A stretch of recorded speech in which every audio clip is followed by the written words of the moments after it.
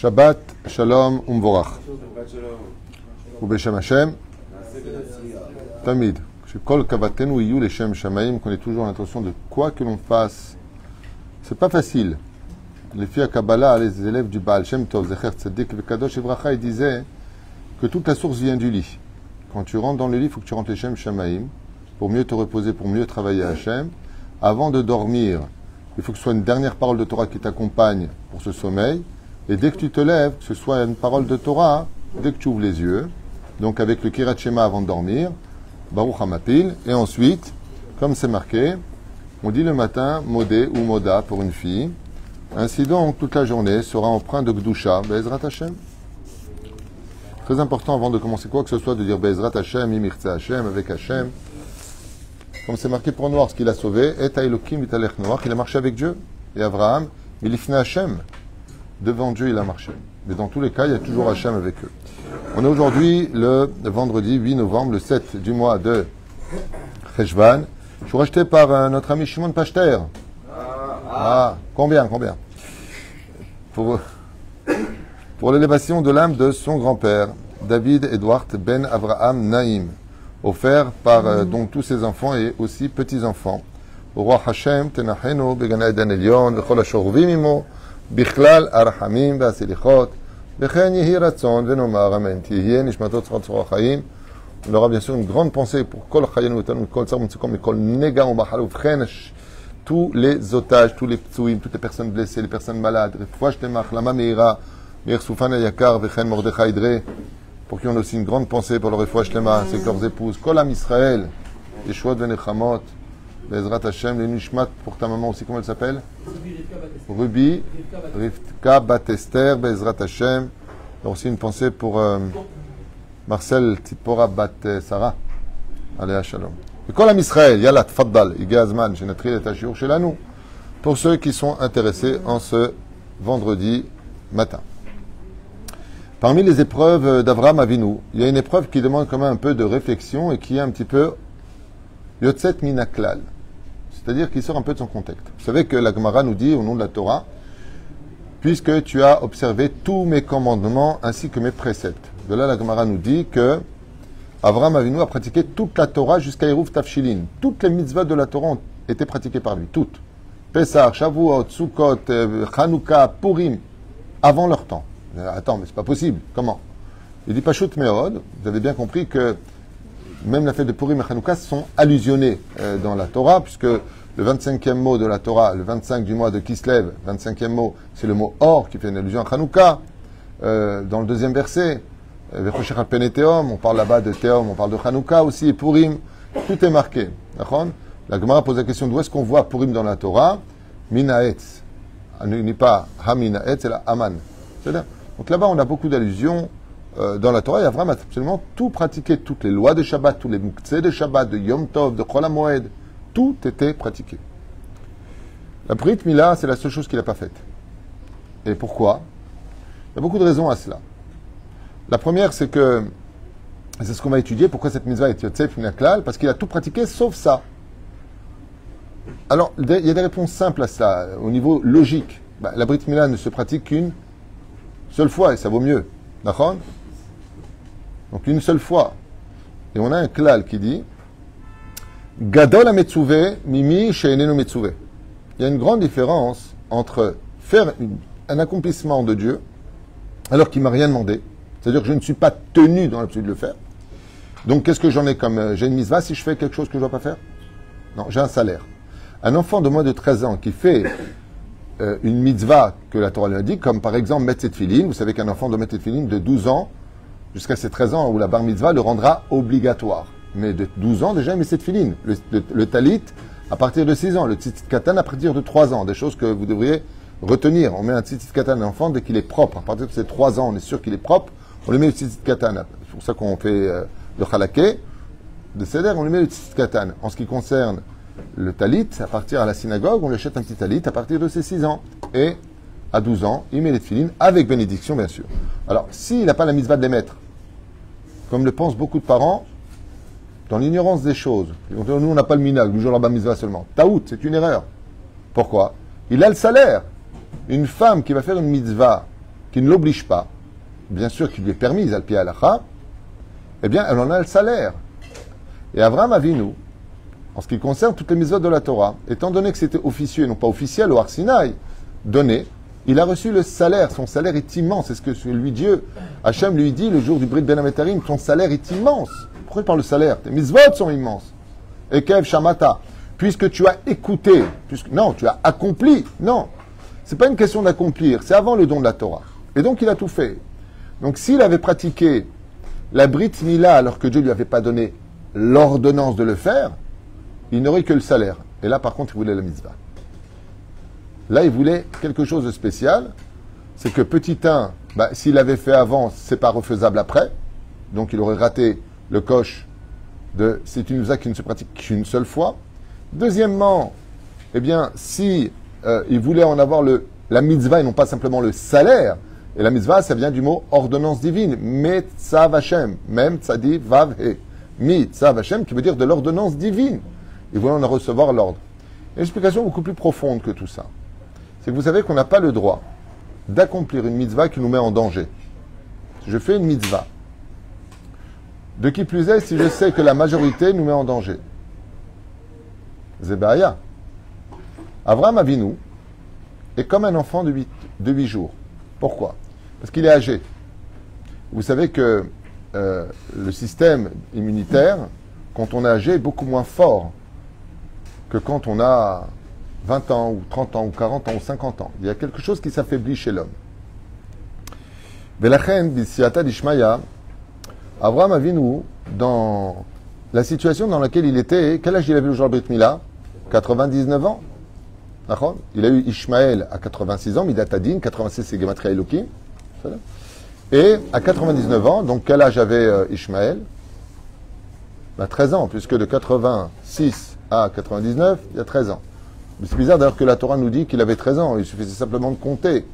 Non, il y a un remède ici des Zohar Kadosh pour dire que Ishmaël, grâce à la Brit Mila, aura 13 siècles de pouvoir sur la terre d'Israël, et ensuite, son mérite cessera, Israël reviendra sur sa terre. Quand on fait le calcul, ça fait 1967. C'est un sujet qu'on avait déjà vu ensemble, la guerre des 6 jours, où Israël récupère enfin Jérusalem, capitale de tous les cœurs juifs depuis 2000 ans. Je ne t'oublierai jamais Jérusalem. Top. Et donc, Avraham Avinu n'a pas le droit de se mettre en danger. Prenons un exemple total. Nous sommes sortis du pays d'Égypte. Est-ce qu'on a fait la Brit Mila avant de sortir? Oui, absolument, puisque on a eu le sang de l'agneau Pessah et on a eu le sang de la Brit Mila. Donc quand on est sorti du pays d'Égypte, oui, on a fait la Brit Mila. Mais les enfants, pendant ces 40 ans qui sont nés dans le pays d'Égypte, ils n'ont pas fait la Brit Mila. Pourquoi ils n'ont pas fait la Brit Mila? Parce que les Chachamim nous disent que tout celui qui est sur le chemin, il ne peut pas faire une Brit Mila. Il mettrait son enfant en danger. Il y a une fatigue supplémentaire qui ne permettrait pas physiquement de supporter cette douleur de la Brit Mila. Mais la reine, quand est-ce qu'ils vont faire la Brit Mila? Juste avant de rentrer en Israël. Quand ils arrivent sur le bord du Jourdain, Yoshua bin Nun ordonne à tous les enfants de pratiquer la Brit Mila. Et la reine, Avraham Avinu alav shalom, il va prendre sur lui, maintenant que Dieu lui ordonne. Et quel rapport? Je ne comprends pas. Si tu penses que, comme c'est marqué dans la paracha de Ve'era, il a demandé à Aner et Shkol Mamre, est-ce que je fais comme en la Brit Mila, devant tout le monde, pas devant tout le monde, comment je vais pratiquer les choses, ainsi de suite. Maïnian, d'attendre. Arrête, si tu as 99 ans, presque 100 ans pour faire la Brit Mila et que tu ne l'as pas fait parce que tu sentais que tu étais en danger, alors qu'est-ce que tu en as à faire si Dieu te demande de la faire ou pas, la Brit Mila? Ça te met toujours en danger. Réponse du Talmud, entre autres, et de nos Chachamim. Aoler bedvar Hashem, bemitzvat Hashem, lo yedara davara. Tout celui qui fait une chose parce que Dieu lui demande, c'est une mitzvah, la mitzvah elle-même le protège. Et c'est pour cela que nos enfants de 8 jours, quand on leur fait la Brit Mila, qui est très douloureuse d'une certaine façon, t'as rien à craindre, Lama, parce que la Brit Mila, l'ange qui va naître de cela, Magena ou Matsila, elle protège et elle sauve l'enfant. Donc, il fallait que ce soit une ordonnance divine pour qu'il soit capable de ne pas mourir à la Brit Mila. Et donc, il ne pouvait pas le faire si Dieu ne lui avait pas dit, fais-le en tant que mitzvah. Car quand tu fais quelque chose, prenons un exemple du Talmud. Vous connaissez tous l'histoire de Elisha ben Abouya, qui était du niveau de Rabbi Akiva en Torah, et qui a rejeté Dieu et sa Torah. Il a tout rejeté, il connaissait tout, et il a tout jeté. Comment c'est possible? Il a commis une erreur de calcul. Il y a plusieurs raisons qui nous sont données. Il écoutait des musiques roll et tout ça quand il était jeune, comme ça, du Talmud, il y a 1800 ans en arrière, les musiques grecques. Donc il introduisait en lui Ayotsimina Tame Tameu, tout ce qui sort de l'impur est impur, peu importe. Il y a une raison par contre qui est très retenue. C'est qu'il a vu 2 mitzvot qui rallongent la vie. Le respect des parents et le Shiluach Haken. Et Elisha ben Abouya voit, de ses propres yeux, sur le chemin, un père qui dit à son fils, « Oh, regarde, un nid d'un oiseau pur, on va dire une colombe. » Et donc, il lui dit, « Prends l'échelle, qui est non loin d'ici, et fais la mitzvah. » Donc, il écoute son père. Donc, mitzvat, kiboud av. Ouais. Deuxième chose, il renvoie la mer et prend les oisillons pour faire la mitzvah. Mitzvah complètement débile pour l'esprit humain, mais c'est un chok. Dieu sait ce qu'il fait. On n'a pas à juger. Et c'est une mitzvah qui est très bonne pour la parnassa, trouver son zivoug, qui calme les dinim. Il y a énormément, j'ai fait un cours sur toutes les ségoulottes de cette mitzvah-là, qui s'occasionnent sur le chemin. Donc sur un mirpesset, sur le balcon et tout ça, c'est pas la mitzvah, hein, qu'on se comprenne bien. Il faut que ce soit sur le chemin. Enfin, le méchané. Si tu veux le faire, tu le fais parce qu'il n'y a pas de bracha, mais c'est pas la même chose. Et voilà que il regarde la scène et il voit l'enfant monter sur cette échelle. Il renvoie la mère. Et une fois qu'il a fait la mitzvah, il dit à son père, père dit, Kol hakavod, mon fils. Et au lieu de redescendre la marche en dessous de son pied se brise, l'enfant tombe très mal et se brise la nuque sur le sol. Le père hurle de douleur, il vient de perdre son fils. Et là, Elisha ben Abouya, il dit, mais alors la Torah elle est fausse. Pourquoi? Parce que il y a 2 mitzvot qui rallongent la vie. Honore ton père et ta mère afin que les jours de ta vie se prolongent. Tu renverras l'oiseau pour que les jours de ta vie se prolongent. C'est marqué dans la Torah. Et il vient de mourir. Son petit-fils, Rabbi Yaakov, dans la Gemara, il dit En arichut yamim elaba olam haba. Quand on te parle de salaire, on parle du monde futur. Oui, mais d'accord, mais on parle de Elisha ben Abouya quand même. Elisha ben Abouya, le niveau de Rabbi Akiva, de Ben Zoma et de Ben Azaï. Ils étaient 4 d'un niveau hors du commun au niveau Torah. Ils auraient pu, à eux 4, faire venir le Mashiach s'ils n'avaient pas déliré chacun dans son domaine. Un qui était trop amoureux de Dieu, d'accord, trop canaille, c'était Ben Azaï. Ben Zoma qui étudiait jusqu'à ce que la folie l'ait emprunt. C'est-à-dire, c'est très spécial. On parle de 4 personnages où seul Rabbi Akiva nichnas et shalom v'yatzal et shalom. C'est-à-dire, pourquoi est-ce que Elisha ben Abouya, d'après vous, il en est arrivé au point de dire la Torah est fausse, alors que lui avait le niveau de prouver que la Torah était vraie?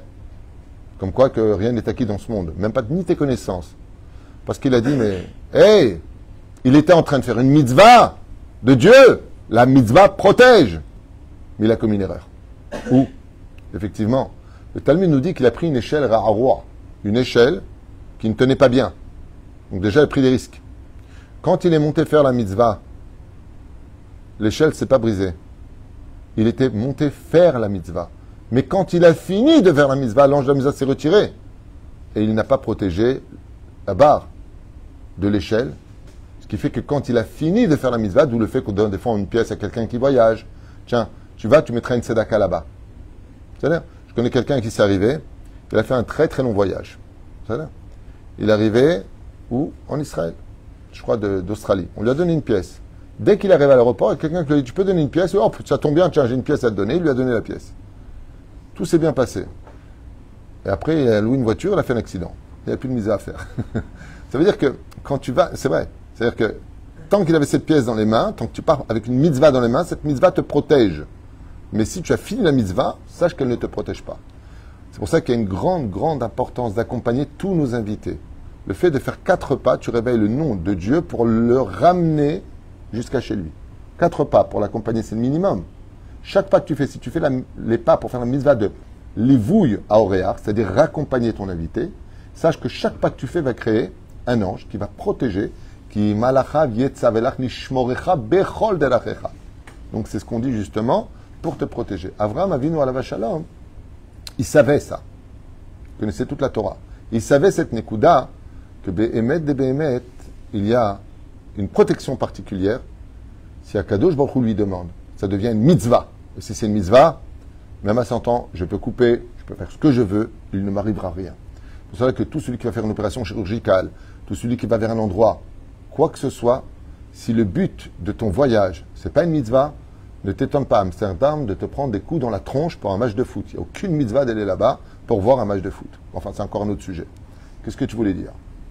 Et l'enfant, il n'était pas protégé par la maison de Tu sais, il a accompli. Son père lui a dit, si son père, par exemple, lui aurait dit, et ensuite viens avec moi, j'ai besoin de toi, il aurait sauvé la vie. C'est-à-dire, il y a un... Pardon. Quelqu'un. C'est une excellente question, et c'est pour ça qu'Akadosh Baruch Hu lui a montré. D'ailleurs, il faut savoir que la Brit Mila est certainement la mitzvah la plus exceptionnelle de toutes les mitzvahs de la Torah. Elle comprend 13 alliances, comme l'explique Rabbi Ishmael. Elle comprend 13 alliances à l'intérieur. Et vous avez compris que c'est extraordinaire la Torah. Je ne voudrais pas dévier du chiour, mais il y a quelque chose d'extraordinaire. C'est que la Brit Mila, c'est le sceau du roi. Et on voit une chose, vous allez comprendre de quoi je parle. Celui qui joue avec la Brit Mila, c'est donc qu'il joue avec le sceau du roi. Où est-ce qu'on dit que la Brit Mila, c'est le sceau du roi tous les jours? On n'a pas le temps dans le Birkat Hamazon. Shechatam ta bif sarenu. Le sceau que tu as inclus sur notre chair. Ok?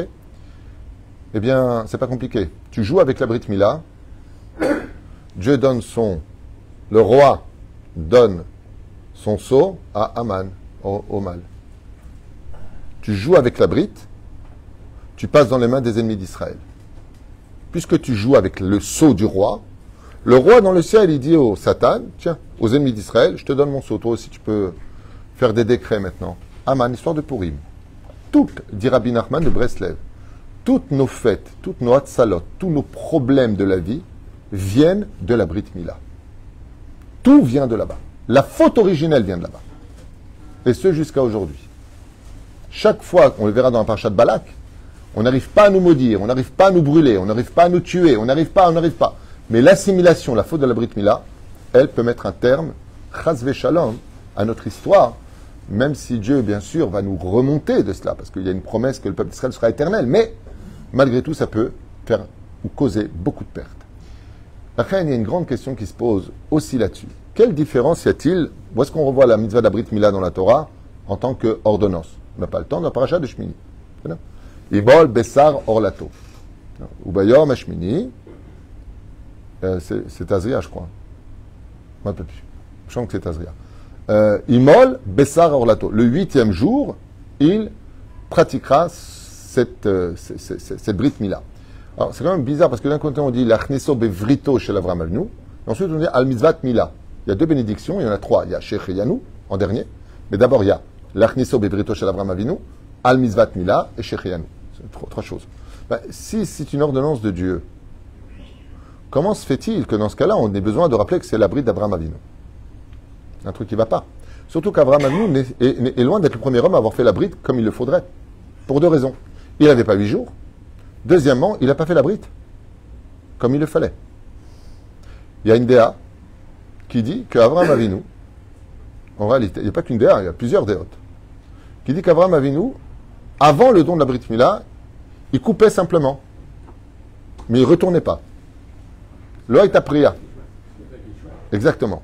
Et c'est pour ça que c'est marqué qu'Abraham l'a fait avec Ishmaël, parce qu'il a fait la même Brit. Et l'alliance de la Torah, c'est pas la même chose. Ce qui fait qu'il y a une alliance qui dit, en d'autres termes, la Brit, c'est 2 stations différentes. 1, coupé, 2, retourné. 1, coupé, 2, retourné. Chez Abraham, ça a été coupé. Au Har Sinaï, on a appris à retourner. Pourquoi? Parce que maintenant, ça devient officiel. Et cette ordonnance divine, donc on voit ici 2 shlav. Et pas tout le monde est d'accord avec cette opinion. Il y en a qui disent qu'il a fait, il a coupé, il a retourné, lui, et les autres, il n'avaient que coupé. Il y a plusieurs opinions. Alors, il y a des opinions qui disent que jusqu'au Har Sinaï, la Brit Mila consistait à uniquement couper et non pas retourner. Pourquoi? Parce qu'il y a une alliance qui s'est faite avec nous. Et j'aimerais vous expliquer le secret de cette alliance. Okay? Qu'est-ce qu'on fait avec ceux qui sont déjà les circoncis, comme Adam Arishon, Moshe? Alors, beaucoup sont les circoncis, pas que Adam Arishon, David Ameler, et en même temps, Yaakov Avinu est circoncis, Yosef Hatzadik est circoncis. On fait juste couler une goutte d'eau, une goutte de sang, pardon. C'est-à-dire, au lieu, on dit à la Mila, on prend une petite aiguille, on fait sortir une goutte de sang, la mise va être faite. C'est ce qu'il faisait pour tous les personnages dont on parle. Oui. Ah bah s'il coupe alors que c'est déjà fait, pas très grand chose. Alors, on va essayer de comprendre quelque chose de nifla pour ce chiour. pour l'élévation du grand-père de notre ami Shimon Pachter. Kol Am Israël, et bien sûr sa réussite à lui et son épouse, et Kol Am Israël. Eh bien, c'est que l'alliance qui a été envoyée du ciel, c'est la Messirut Nefesh. Écoutez bien, c'est important. Couper un membre, c'est une opération délicate. Et retourner, c'est extrêmement douloureux. Merci. Extrêmement douloureux. Chazal nous écrivent que l'alliance d'Avraham Avinu sur la chair, donc sans anesthésie, c'est la première Messirut Nefesh de base qui te permettra de rester juif malgré les pogroms, la Shoah, le 7 octobre et tout ce qui se passera. D'où vient cette force? Au lieu de dire « j'en veux à Dieu, je ne veux plus jamais entendre parler du judaïsme », il y a eu des entités qui ont dit ça. Mais le peuple d'Israël, de façon globale, est resté fidèle. Chazal nous dit ça vient du jour de la Brit Mila. On prend un enfant qui a 8 jours. Et cet enfant ne donne pas son avis. Et c'est d'ailleurs ce qu'a dit Ishmaël à Yitzhak. Moi, je suis plus grand que toi, j'avais 13 ans. Quand Avraham, mon père, m'a dit « tu veux faire la Brit ?» J'ai dit « oui, mais toi, tu avais 8 jours. » Il lui a dit « Nachon, mais toi, tu as dit oui à 13 ans, mais tu n'as pas gardé la Brit après. Comme c'est marqué dans la Torah, tu es parti avec cette gonzesse, c'est celle-là, tu as fait n'importe quoi. » Il dit « moi, on m'a peut-être pas demandé mon avis depuis 8 jours, mais jusqu'à aujourd'hui, j'ai gardé la Brit Mila. » C'est pour cela qu'il faut faire très attention. Le péché le plus grave, dit le Talmud, pas que le Talmud, mais Siman Kaf el Chotishut. Quelle est la faute la plus grave de toutes les avérotes? Tout, plus que la Shona, plus que tout au monde. Zera Levatala. Katou B'Shulchan Aruch. La reine. Ombrim Rabotenu Alem Shalom. Si tu as la Brit Mila, sache qu'en réalité, la Brit Mila, c'est la source et l'élan qui te permettra de faire Messirut Nefesh sur tout ton judaïsme. Donc, qu'est-ce que la Brit Mila? Elle est la base de la vie, mais elle est aussi la base de la mort. C'est vachement curieux. Vous avez vu que chez le médecin, quand tu n'es pas bien, quand tu as des problèmes de santé, il y a un examen qu'on te demande de faire. C'est l'examen d'urine. Vous avez remarqué ça? Ça passe par là-bas. Vous savez? Quand tu veux apporter la vie, il faut que la Brit Mila soit contractée. Et c'est le sang qui rentre à l'intérieur. La Brit Mila, c'est la vie. Mais la Brit Mila peut apporter la mort. Et chez nous, les enfants d'Israël, Chazal nous disent qu'il n'y a pas plus kadosh au monde qu'une Brit Mila. Non seulement elle a une particularité parce que c'est une dette dont on ne se débarrasse pas. C'est-à-dire que la pire chose qui puisse arriver à un juif dans sa vie, la pire, c'est de se couper en bas pour devenir autre chose. C'est la pire. Tu viens de couper la Brit Mila. Arrête, le roi David, vous connaissez tous le Midrash qui dit, mais son Agmara aussi qui raconte, le roi David, il pleurait un jour, il a dit, chaque fois que je vais me doucher, il se douchait tous les jours, parce qu'il y en a qui se douchaient une fois par mois, ce qui paraît, mais lui, il se douchait tous les jours. Et un jour, en entrant dans la salle de bain, il s'est rendu compte qu'il n'avait pas de tzitzit, il n'avait pas de kippa, il n'avait pas. Tu ne peux pas rentrer là-bas avec ça. Il s'est mis à pleurer. Il a dit, comment est-ce qu'un juif peut vivre une seule seconde sans mitzvot? Et quand il a regardé en bas et qu'il a vu la Brit Mila, le sceau du roi, il s'est mis à danser dans la salle de bain. Il a dit, un juif n'est jamais sans mitzvah sur lui. Chaque jour où il est shomer Brit Mila, il renouvelle cette alliance. Et cette alliance, nous disent les Chachamim, quelque chose de nifla. Ils nous disent que cette alliance de la Brit Mila, c'est ce qui te donnera le punch jusqu'à la fin de ton dernier jour. Le matin, tu as du mal à te lever, il faut une Messirut Nefesh, tu vas le faire. Il y a donné l'argent qu'on a gagné au travail à la sœur de son front pour la Torah, pour une famille Shabbat. Eh oh, t'as qu'à bosser, mon pote. Il faut de la Messirut Nefesh. Toutes les mitzvot de Messirut Nefesh. De vivre comme un juif, malgré l'antisémitisme international que nous subissons aujourd'hui, ça vient de la Brit Mila. Alors si tu la gardes, tu auras cette force. Mais si tu es mes Zelba, des mariages mixtes, ou tout seul, ou faire des choses incorrectes avec la Brit Mila, tu perds de la teneur et donc automatiquement tu t'affaiblis. La Brit Mila peut te rendre fort, comme Yosef Hatzadik, et elle peut t'affaiblir grandement, comme toutes ces personnes qui sont malheureusement tombées très bas. D'où l'importance de la Brit Mila. Il y a une Brit, c'est celle d'Abraham, et il y a une Mila, c'est celle de la Torah, coupée et retournée.